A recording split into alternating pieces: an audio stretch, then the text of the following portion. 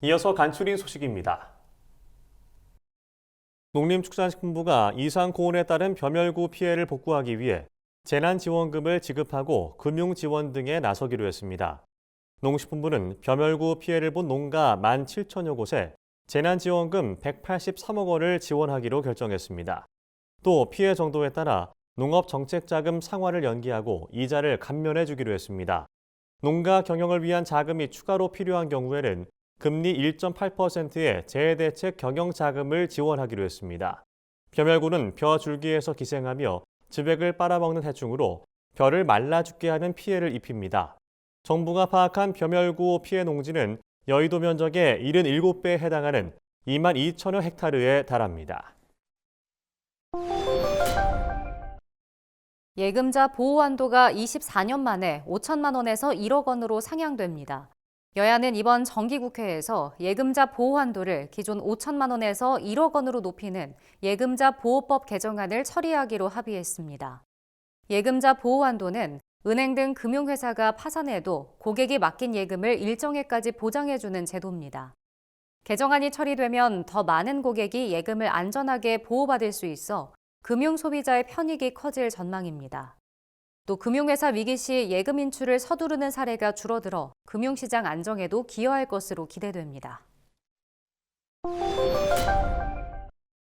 유럽의회가 EU 산림전용 방지법 시행을 1년 연기하는 개정안을 채택함에 따라 우리 정부가 국내 기업이 혼선을 빚지 않도록 세밀한 규제 대응 지원에 나서기로 했습니다.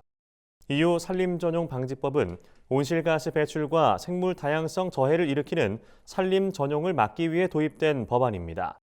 이 법안은 올해 12월 30일부터 시행될 예정이었으나 EU 국가 안팎에서 법안을 준수하기 위한 준비 기간이 필요하다는 지적에 따라 대기업은 2025년 12월 30일, 중소기업은 2026년 6월 30일부터로 시행이 연기됐습니다.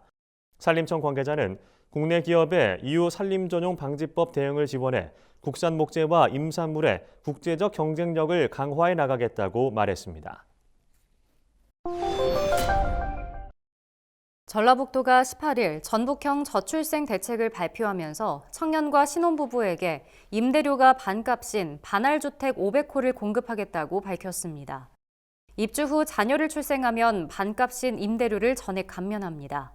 또한 3자녀 이상 다자녀 가구에겐 지방자치단체와 공공기관 지원 시 가산점을 주는 방안도 추진합니다. 아울러 출산 취약지 7개 시군의 임산부에게 지급하는 교통비와 난임 시술비 지원도 확대합니다.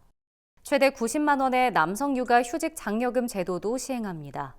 전북도는 이번 대책이 출산율을 끌어올리고 청년 인구 유출을 막는 역할을 할 것으로 기대하고 있습니다. 충남도 농업기술원은 올해 복숭아 순나방이 급격히 증가함에 따라 내년도 안정적인 복숭아 생산을 위한 관리 방안을 안내했습니다. 복숭아 순나방의 밀도를 줄이기 위해선 나방이 집중적으로 발생하는 시기 성페로몬 트랩을 통한 선제적인 예찰이 필요합니다. 트랩당 포획된 나방이 50마리 이상일 경우 반드시 전용 약제를 사용해 방제해야 합니다. 나방은 영농 잔해물 사이에서 월동하는 경우가 많기 때문에 과수원에 남아있는 영농 잔해물을 최대한 제거해야 합니다. 충청북도가 다음 달 13일까지 가을철 농산물 수확 이후 방치된 영농 폐기물을 집중 수거하고 불법 소각을 단속합니다.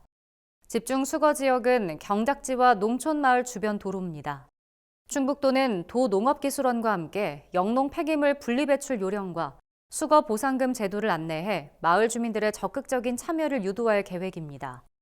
아울러 시군 농업기술센터와 연계해 농민교육을 강화할 방침입니다. 충북도 관계자는 농촌 경작지와 마을 인근에 방치된 영농 폐기물의 적기 수거를 통해 농촌 환경 개선과 2차 환경오염 방지에 힘쓸 예정이라고 말했습니다. 본격적인 추위가 찾아오면서 경상북도가 겨울철 자연재난 대책을 마련했습니다. 경북도는 24시간 3교대 상황 근무를 통해 재난 상황을 관리하고 대설 예비특보 단계부터는 비상근무 체제를 유지할 방침입니다.